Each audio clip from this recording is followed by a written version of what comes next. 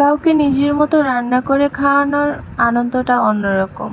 কারণ হচ্ছে আপনি যদি কাউকে জিজ্ঞেস করেন যে তুমি কি খাবা, কি রান্না খাবা, সেটা জিজ্ঞেস করতে গেলে আপনার তার মতো করে রান্না করতে হবে। কিন্তু আপনি যখন নিজের মতো করে রান্না করবেন সেই জিনিসটা পারফেক্টভাবে করতে পারবেন আমি মনে করি। হ্যালো, আসসালামু আলাইকুম গাইজ, সবাই কেমন আছেন? তো আজকে আমি আম্মুর বাসায় আসছি। সবাই জানেন যে আমি বরিশালে আসছি এক্সামের জন্য। তো আমার ননদ থাকে বরিশালে, বরিশাল ভার্সিটিতে পড়েও, বরিশাল বিশ্ববিদ্যালয়। তো ও ওইখানেই থাকে আর আমি প্রতিবার আসি, আর আসলে কোনোবারই ওর সাথে দেখা হয় না। আম্মু প্রতিবার বলে যে যা ওর জন্য কিছু রান্না করে নিয়ে যা, ওকে একটু খাওয়া, কিন্তু কখনোই সেটা হয়ে ওঠে না, কারণ সময় হয় না। কেননা এক্সাম দিতে আসি, এছাড়া আম্মুর বাসায় সেরকম আসাই হয় না।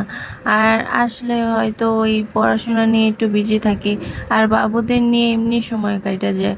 আর এখানে কত আত্মীয় স্বজন থাকে, সবার সাথে আসলে সেরকম দেখা সাক্ষাৎ করা যায় না, কারণ বাসায় বসে ওদের পিছনেই ছুটে সময় চলে যায়। আর এই যতটুকু টাইম থাকে একটু নিজের মতো রেস্ট করি, আর বই টই দাগাইতেই সময় চলে যায়। যাই হোক, আমি ওর জন্য সব কিছুই নিজের হাতে রান্না করছিলাম। যদিও এগুলো সব কিছুই আম্মু আর ভাবি মিলে গুছাই দিছে, শুধু আমি রান্না করছি। কারণ আম্মুর একটু অন্য জায়গায় কাজ ছিল, আম্মু সেই জায়গায় চলে গেছে। আর আমি বাসায় বসেও নিজেই রান্না করি ওদের জন্য। ওরা যখন যায় বাসায় তখন আমি নিজেই রান্না করি। তো এখানে ভাবলাম যে আমি পরে যখন আবার আসবো তখন করেই দিতে পারবে। তো একদিনে আম্মুর উপর এত প্রেশার না দিয়ে আমি নিজেই করি।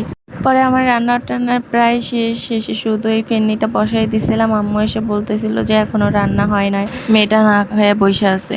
তারপরে যদিও এই জিনিসগুলো আমার কাছে একটা স্মৃতিস্বরূপ, তাই আমি ভিডিও করে রেখে দিছি। যদিও সবসময় আম্মু বলতো আমি যেতাম না, কিন্তু এরকম একা একা আমার তো কেউ নাই এরকম যে হোস্টেলে থাকে। এখন বরিশালে ও একা আছে, ওরও কেউ নাই যে এখানে ওর জন্য কিছু নিয়ে যাবে। সবসময় আম্মু বলে, আসলে যাওয়া হয় না। আর এখানে একটা অ্যাক্সিডেন্ট হয়েছিল, আমাদের ওভারটেক করে একটা হোন্ডা গেছে। আসলে বরিশাল চৌমাথা এত স্পিডে গাড়ি চালাইতে নেই। যাই হোক, তারপরে আমি অনেক খুঁজতে ভুল রাস্তায় চলে গেছিলাম। ভুল রাস্তায় যাওয়ার পরে ওর সাথে ফোনে কথা বলতে বলতে তারপরে এই যে চলে আসলাম।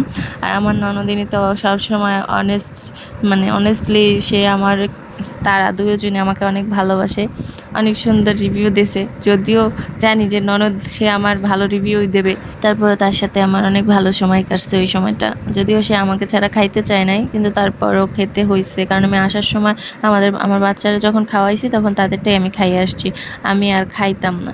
তারপরও সে আমার জন্য পাস্তা রান্না করে রাখছে, আইসক্রিম কিনে এনে রাখছে, কোল্ড ড্রিঙ্কস আনছে। তো ওইগুলো খেয়ে আমার পেট এমনি ভর্তি হয়ে গেছে। ভাবলাম যে ওইগুলো খাইলে আমি আর ভাত টাত খেতে পারবো না, তাই আমি ওর সাথে খাই না। আর এমনিতে ওর জন্যই আমি খাবার আনছি যে ও 2 বেলা খাবে। আর ওর সাথে আমার সময় কাটাই অনেক ভালো লাগছে। আমার মনে হয় ওরও ভালো লাগছে, কারণ হচ্ছে ও অনেক দিন থাকে একা একা, ফ্যামিলি মেম্বার্সের কারোর সাথে সেরকম দেখা হয় না। ঢাকার থেকে আইসে এখানে একা একা থাকে। আমার 2টা ননদিনী, 2টাই আমার সাথে অনেক ফ্রেন্ডলি। আর আমি মনে করি যারা আমাকে ভালোবাসবে আমি তাদের জন্য কলিজা কেটে দেবো লাগলে। আর হচ্ছে ওদেরকে এমনি আমার অনেক ভালো লাগে। সব সময় কথা হয় না, কিন্তু আমার ওদের সাথে একসাথে থাকলে আমি কেন জানি একটু হাসি খুশি থাকি, ফ্রেন্ডলি ভাব আসে। আর শ্বশুরবাড়ি এরকম 2-1 মানুষ থাকলে কার না ভালো লাগে, তাই না? তো আজকে আমার ভিডিও এই পর্যন্তই। যা লাগবে ভালো লাগবে ভালো কমেন্ট করবেন, যা খারাপ লাগবে সে খারাপ কমেন্ট করার কোনো দরকার নাই, ইগনোর করবেন। আল্লাহ হাফেজ।